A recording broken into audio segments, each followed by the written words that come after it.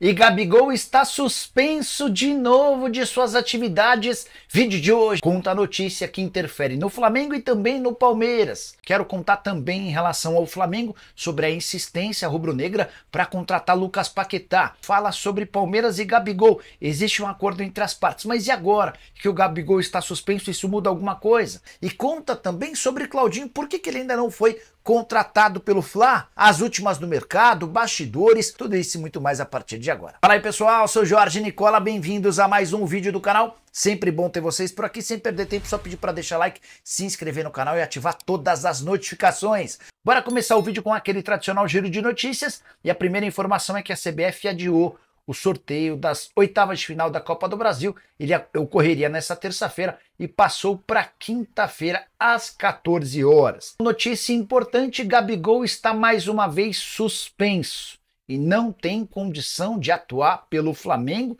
Nesse momento, a punição volta a ser válida até abril de 2025. O que aconteceu? Confesso que o motivo é para lá de maluco. A Corte Arbitral do Esporte, que seria responsável pelo julgamento definitivo daquele processo de fraude do exame antidoping que teria sido cometida pelo Gabigol no Brasil, a Corte Arbitral do Esporte anulou o processo. E por conta dessa anulação, o efeito suspensivo, aquela liminar que havia sido concedida ao Gabigol, caiu e tudo voltou à estaca zero. Flamengo e Gabigol terão de esperar que a Corte Arbitral do Esporte volte a abrir esse processo para que entrem com um pedido de liminar para que o Gabigol possa atuar provisoriamente enquanto o julgamento não é marcado de maneira definitiva. Nicola, mas por que a Corte Arbitral do Esporte anulou o processo? Tudo por conta da ausência de representante da União Federal, ou seja, do órgão brasileiro que representaria o processo de ataque ao Gabigol, né? O Gabigol se defende e a União Federal defenderia essa punição aplicada de 2 anos. Só para lembrar, em 2023, o Gabigol se recusou ou não ajudou durante um exame antidoping que aconteceu lá na Gávea. Isso acabou se transformando num julgamento e o Tribunal de Justiça Antidopagem acusou o Gabigol de fraude. Por conta disso, 2 anos de suspensão. Essa suspensão começaria em abril de 23 e isso acabaria em abril de 2025. O Gabigol recorreu à Corte Arbitral do Esporte, conseguiu uma liminar e esperava pelo julgamento definitivo, que teria acontecido em junho, mas um pedido da União Federal adiou o julgamento. A União alega que não havia sido devidamente notificado e não conseguiu mandar um representante para esse julgamento final.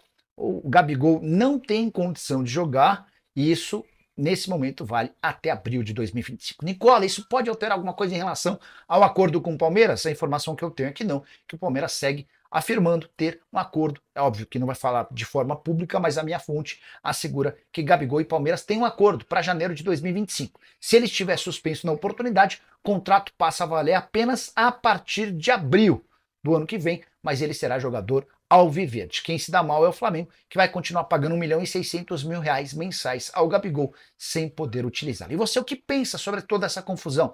Usa o espaço para comentário, só não esquece de deixar like, de se inscrever no canal. Para falar agora sobre Lucas Paquetá, o Flamengo insiste com essa contratação que parece absolutamente impossível. Primeira oferta feita pelo Flamengo ao West Ham foi de empréstimo. O West Ham disse que não tinha interesse. Depois o rubro-negro ofereceu 15 milhões de euros, ou 89 milhões de reais. O time inglês voltou a dizer não. O Flamengo agora projeta uma próxima proposta de compra com cifras superiores aos 15 milhões de euros e diz ter o apoio do Paquetá para que essa negociação avance.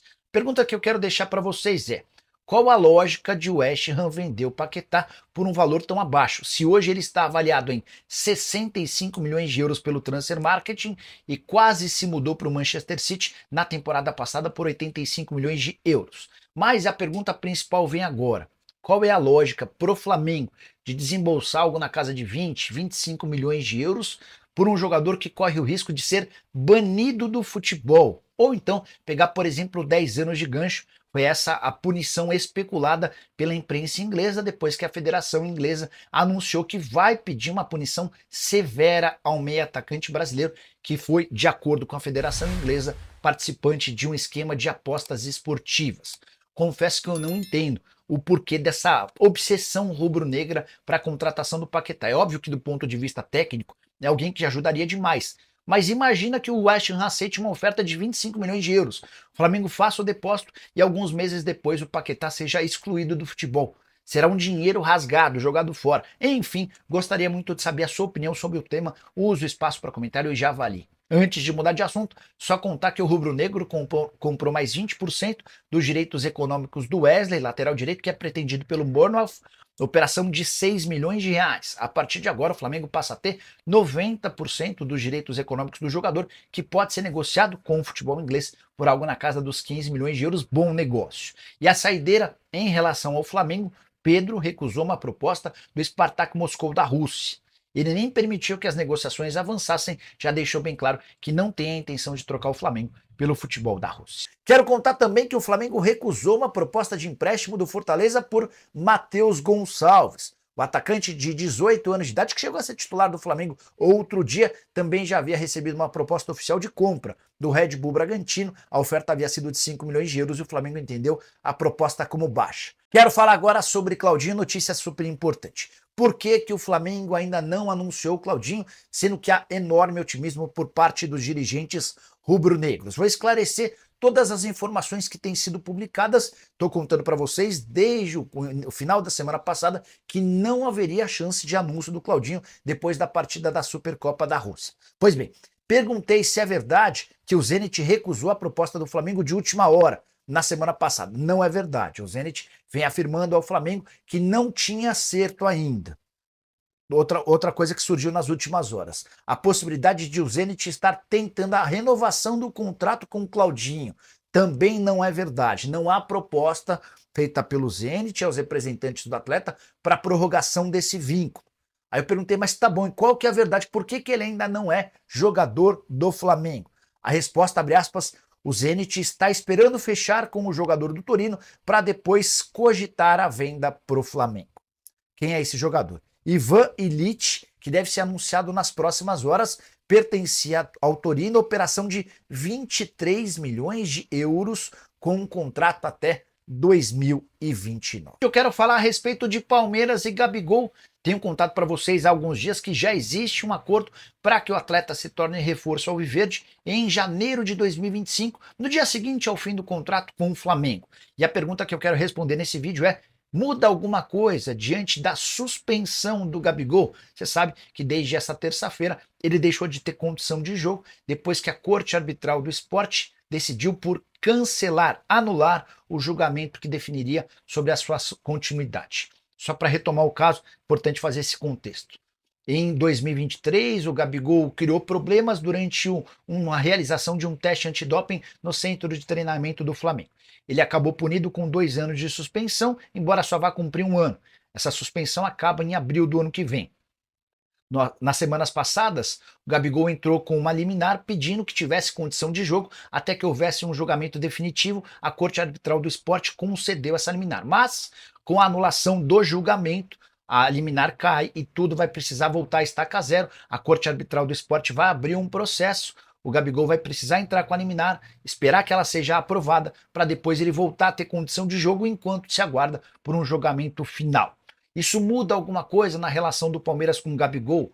Consultei uma fonte alviverde que assegurou que não muda nada. O Palmeiras já previa a possibilidade de não ter o Gabigol nos primeiros meses de contrato, especialmente por conta dessa suspensão. O que Palmeiras e Gabigol combinaram? Se ele estiver liberado, livre para jogar, a partir de 1º de janeiro se torna reforço alviverde. Caso contrário, ele se amarra com o Palmeiras, mas passa a receber seus salários apenas a partir de abril de 2025, estendendo esses 4 meses perdidos para o fim do contrato. Então, o contrato, em vez de valer a partir de 1º de janeiro, ele passa a valer a partir de abril de 25, sendo estendido por mais 4 temporadas, terminando em abril, 4 anos depois. Agora vamos contar as atualizações nas novelas, ou melhor, nas negociações envolvendo Marcos Antônio, da Lazio, e Claudinho, do Zenit. Temos novidades que aconteceram nas últimas horas e tem também Flamengo novamente de olho em um meia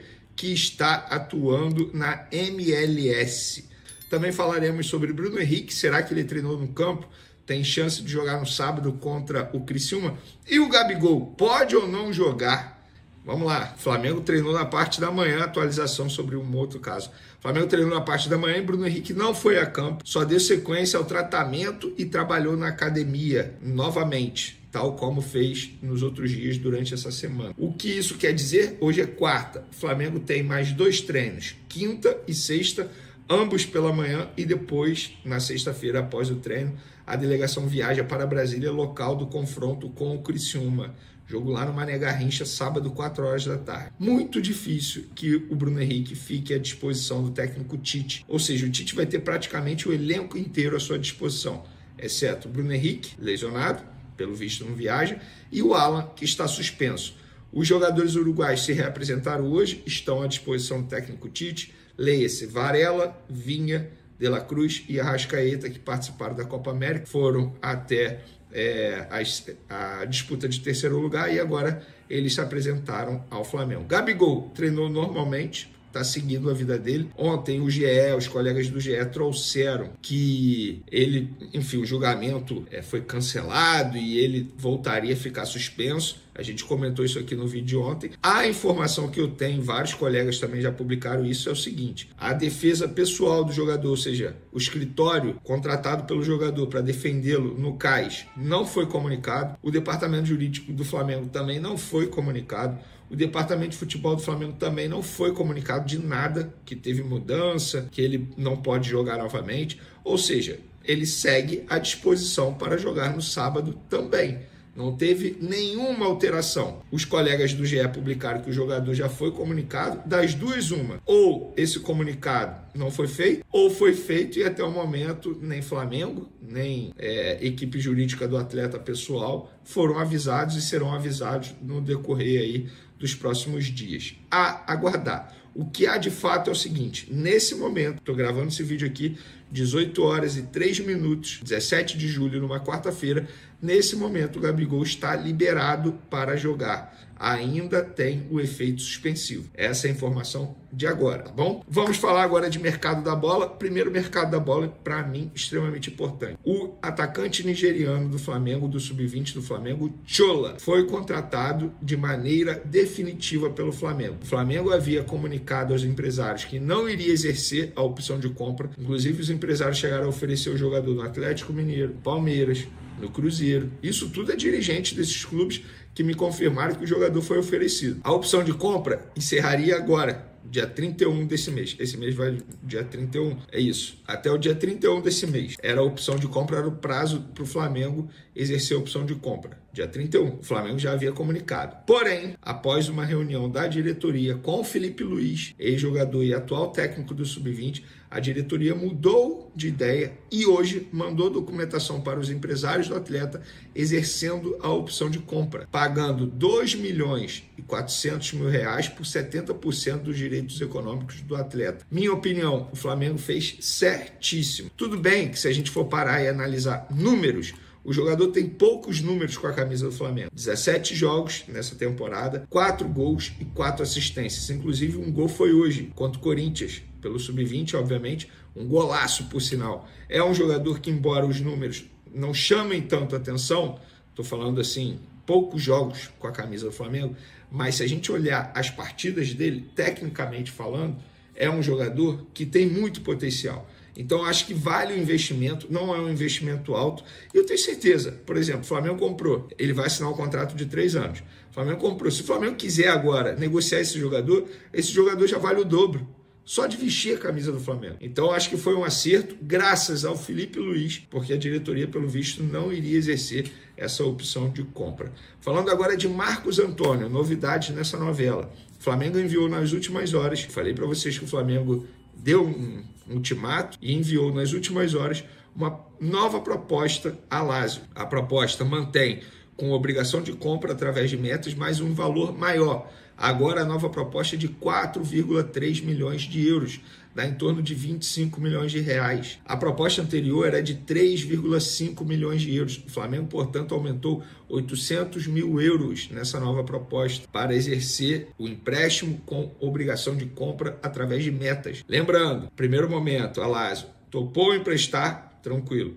Depois falou que o empréstimo tinha que ser com obrigação de compra, O Flamengo aceitou. Aí, quando o Flamengo tinha aceitado tudo, a Lazio, não, agora a gente quer vender. Aí o Flamengo, não, calma aí, não é assim também. A gente topa o empréstimo com uma obrigação de compra. E ficou nesse impasse. Para tentar convencer o time italiano, o Flamengo enviou uma nova proposta, aumentando em 800 mil euros o valor da opção de compra. E sabe o que me falaram? Que o que a Lazio pede para vender o jogador é menor do que esse valor da obrigação de compra que o Flamengo enviou. Ou seja, a Lazio prefere mesmo se livrar do jogador agora, que me chama atenção. Sobre Claudinho. Claudinho recusou a nova proposta do Zenit para a renovação de contrato. O Claudinho quer jogar no Flamengo. Foi isso que foi passado ao time russo. O time russo tentou renovar o contrato com ele. Recapitulando, sexta-feira, o Flamengo recebeu o aceite do Zenit. Os empresários passaram ao Flamengo que o Zenit havia topado tudo.